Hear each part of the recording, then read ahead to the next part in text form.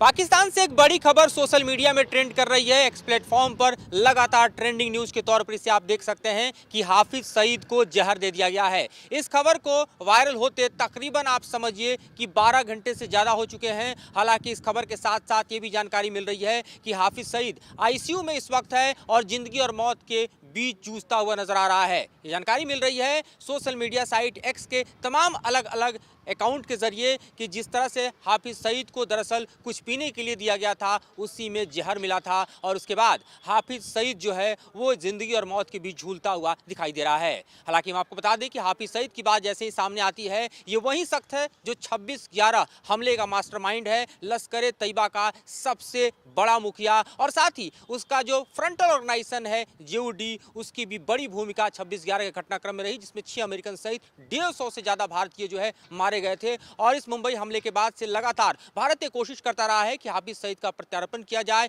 दिसंबर के महीने में भी एक और डोजियर भारत की तरफ से सौंपा गया पाकिस्तान को और कहा गया कि जल्द से जल्द हाफिज सईद को हैंडओवर करे और इस केस के ट्रायल को आगे बढ़ाया जाए। हम जानते हैं कि जेयूडी हो या फिर एलईटी हो, दोनों ही आतंकी संगठन हैं, ना सिर्फ भारत के नजरिए में बल्कि साथ ही साथ अमेरिका ने भी जेयूडी के ऊपर और एलईटी के ऊपर कई नाम घोषित कर रखे हैं। खासतौर पे आप देखिए तो हाफिज सईद के ऊपर भी अमेरिका का 1 करोड़ का इनाम घोषित है। हम आपको बताते चलें कि हाफिज सईद को इस वक्त तकरीबन जेल के यानी सलाखों के पीछे रहते हुए 4 साल गुजर चुके हैं। ये और बात है कि टेरर फंडिंग के मामले में पाकिस्तान ने उसको जेल के भीतर किया। ये बताया जाता है कि हाफिज सईद को दरअसल सुरक्षित रखने के लिए ही पाकिस्तान ने टेरर फंडिंग के मामले में सलाखों के पीछे रखा है। लेकिन आपको ये जानना जरूरी है कि अभी भी हाल ही में ब्रिटिश अखबार में प्रकाशित खबर के मुताबिक भारत की जो सुरक्षा एजेंसियां हैं वो पाकिस्तान में बैठे हुए जो आतंकी आका हैं उनको एक एक कर नींद में सुला रही हैं। जी हाँ, मौत की नींद में सुला रही है। इस खबर के आने के बाद ही पाकिस्तान से लेकर भारत में हड़कंप मचा हुआ है।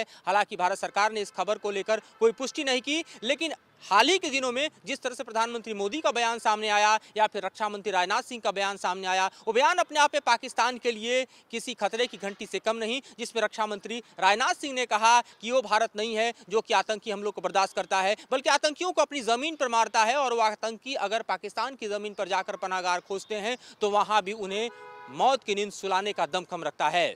प्रधानमंत्री मोदी भी कह चुके हैं कि भारत जो है दरअसल किसी भी तरह के आतंकी कार्रवाई को बर्दाश्त करने वाला देश नहीं है। जहां कहीं भी आतंकी छुपेंगे वहां उन्हें मार गिराया जाएगा। और इसीलिए हाफिज सईद को जैसे ही दरअसल पॉइजन देने की खबर वायरल हुई है, इन दोनों ही बातों को कनेक्ट कर देखा जा रहा है। हालांकि पाकिस्तान की सरकार ने अभी तक पुष्टि नहीं की है कि हाफिज सईद को किसी तरह का जहर दिया गया है, लेकिन जिस तरह से खबर लगातार वायरल हो रही है उसके साथ ही डिजिटल प्लेटफॉर्म पर भी कई न्यूज एजेंसियां शेयर कर रही हैं, उससे ये खबर लगातार बढ़ती हुई नजर आ रही है। अब देखना है कि पाकिस्तान की तरफ से इस खबर पर किस तरह से मुहर लगाई जाती है या फिर कुछ और ही सामने इसका खेल आता है।